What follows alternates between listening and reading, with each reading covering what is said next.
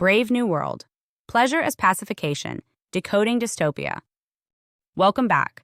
I'm Adeline Atlas, 11 times published author, and this is the Decoding Dystopia, Literature as Prophecy series. Today, we're diving into Aldous Huxley's Brave New World, a prophetic dissection of pleasure-based control and the spiritual erosion hidden beneath comfort. This is not just a novel about a futuristic drugged-up society. It's a blueprint for engineered pacification, where pleasure replaces purpose and distraction dissolves dissent. We'll trace Huxley's core warnings, not as distant fears, but as unfolding realities in today's algorithm-driven, dopamine-optimized, pharma-pacified world. We'll examine how synthetic happiness is used to replace meaningful freedom, how entertainment becomes anesthesia, and how control systems that reward pleasure create citizens who not only comply, but who love their own captivity. This is not just a forecast, it's an instruction manual, hiding in plain sight. And it's time we decode it. Huxley opens Brave New World with the world state, a highly efficient, technologically advanced global regime that has eliminated war, poverty, and disease. On the surface, it looks utopian. There's stability, order, efficiency. But dig deeper, and you'll find that the cost of this peace is the soul of the individual. There is no family, no love, no pain, no depth. Everything inconvenient has been engineered out. Everything unpredictable has been programmed. The first major tool of control is pre-birth genetic design. Citizens are created in artificial wombs and sorted into castes before birth. Intelligence, behavior, physical traits, they're all customized to fit societal roles. The alphas run things. The epsilons do the dirty work. There is no climbing the ladder, no striving, no discontent. Everyone is engineered to love their lot. This is social stability by biological assignment. This is not fiction anymore. Today, CRISPR and synthetic embryos make gene editing real. Fertility tech is evolving toward artificial wombs. Genetic selection is a growing industry, and the ethical line that separates enhancement from engineering is blurring. Huxley warned that when society starts controlling reproduction, it doesn't stop at health. It moves toward obedience. The goal isn't better humans, it's more manageable ones. Then comes Soma, the drug of perfect compliance.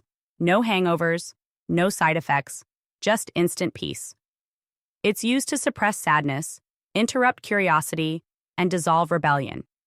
Every time discomfort arises, Soma is dispensed. It's not forced. It's welcomed. The people beg for it, because discomfort is no longer sacred. It's an error to be corrected, an enemy to be numbed.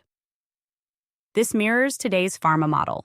Antidepressants, anti-anxiety meds, mood regulators, widely overprescribed not just to treat suffering, but to normalize sedation. Add digital soma to that. Scrolling feeds, video loops, virtual games, instant gratification. Your emotional state is continuously modulated, not by force, but by preference. This is Huxley's masterstroke. He saw that future tyranny wouldn't come through terror. It would come through comfort. People would be controlled not through fear, but through pleasure. They wouldn't need to be silenced. They'd be entertained into submission. In Brave New World, family has been abolished. Words like mother and father are taboo, relics of a primitive past. Children are raised by the state, conditioned from infancy in communal nurseries through hypnopedic repetition. They are taught what to love, what to hate, what to believe. Individual loyalty is transferred from parent to institution, from soul to system. This isn't just literary metaphor. It's a chilling echo of modern policies. Parental rights are increasingly under review. State surveillance of families is expanding. Biometric monitoring of children is being normalized. The idea that the state knows best is gaining ground. And the ultimate result? A generation who trusts algorithms over elders, systems over self, and consensus over conscience. Huxley's world also eradicates suffering not just through drugs, but through entertainment. The feelies, ultra-immersive films that stimulate the senses, are a direct precursor to today's virtual and augmented reality. The more advanced the distraction, the less space there is for critical thought. Deep boredom, solitude, and silence, the very soil in which introspection grows, are seen as threats. Instead, the masses are flooded with stimulation, vivid, visceral, and infinite.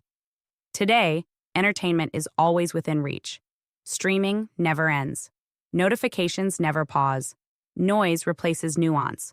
And once the mind is fragmented by endless novelty, it forgets how to rest, let alone revolt. Huxley wasn't imagining a world where books were banned.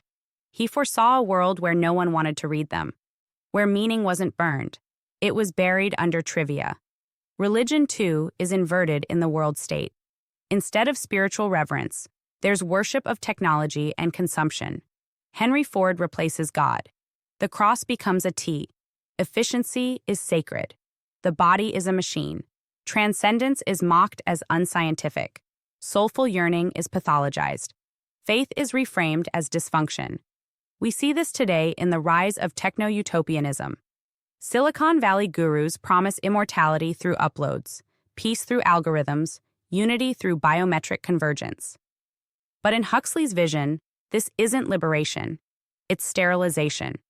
When meaning is algorithmically flattened, the human spirit is amputated.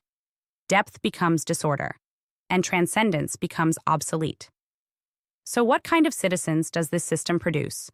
Ones who crave pleasure, ones who fear pain, ones who seek consensus, ones who avoid difference, ones who don't need to be ruled because they rule themselves in service to their appetites. Huxley understood that the ultimate tyranny wouldn't look like barbed wire. It would look like paradise. And in that paradise, people would surrender not because they had to, but because they'd forgotten how not to. In Huxley's world state, behavioral conditioning begins at birth and continues through lifelong programming. But unlike Orwell's boot-in-the-face approach, Huxley's regime relies on subtle reinforcement. The goal is not to force people into line, but to design them to never deviate. Modern society is now realizing this vision through data, the algorithmic manipulation of attention, emotion, and decision-making. Every click, every swipe, every search becomes input for the machine. Your desires are profiled, your impulses predicted, your triggers activated. The goal is not surveillance in the Orwellian sense, it's steering. Digital systems don't need to coerce you, they guide you, shape you, offer you paths of least resistance. And because those paths feel easy, pleasurable, customized, you walk them without protest. This is predictive pacification. You're not forced to comply, you're nudged. The design is invisible. The architecture is aesthetic. The manipulation is behavioral. It's not about locking you in, it's about removing the need for escape. Why rebel when everything feels fine?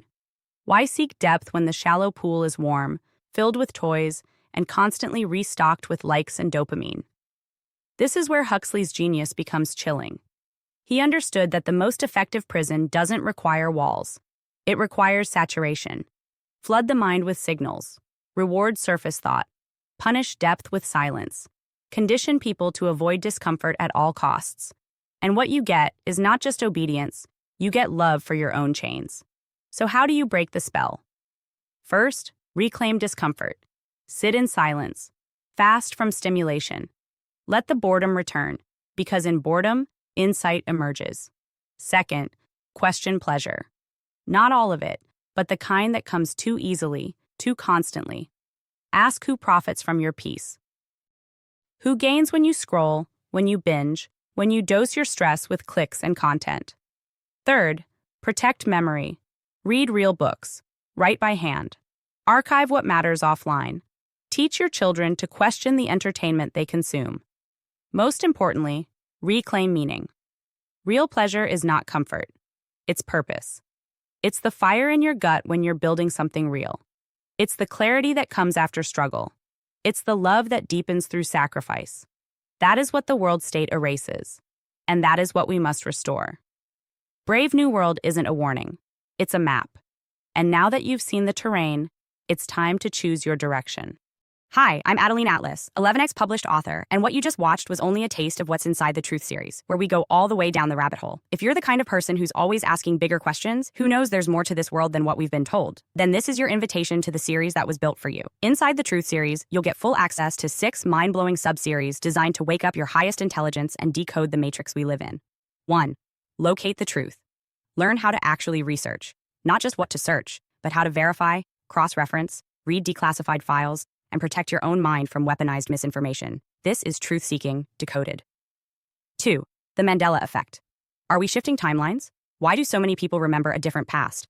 We break down the most bizarre, undeniable examples of reality glitches and what they tell us about consciousness and control. 3. Law is magic. Law is not what you think it is. From word spells to maritime law and hidden contracts, we uncover how legal systems use language like a wand and how to stop being tricked by fine print that binds you without consent. 4. Entertainment or ritual. The Hollywood and music industries are not just for entertainment.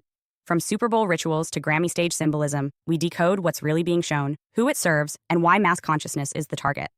5. Decoding dystopia. Ever wondered why dystopian fiction feels prophetic? In this subseries, we decode popular films and books, Hunger Games, 1984, Black Mirror, to reveal the hidden blueprints and predictive programming behind the plot. 6. MK Ultra plus mind control programs. This one gets deep. From real MK Ultra documents to modern symbolism in media, we expose how mind control operates in plain sight and how to free yourself from manipulation you didn't even know was happening. And that's just the beginning. If this resonated with you, click the links below and join us inside the Full Truth series, because the more you know, the harder you are to control. This is your awakening. We don't just ask questions, we find answers. Let's go all the way down the rabbit hole together.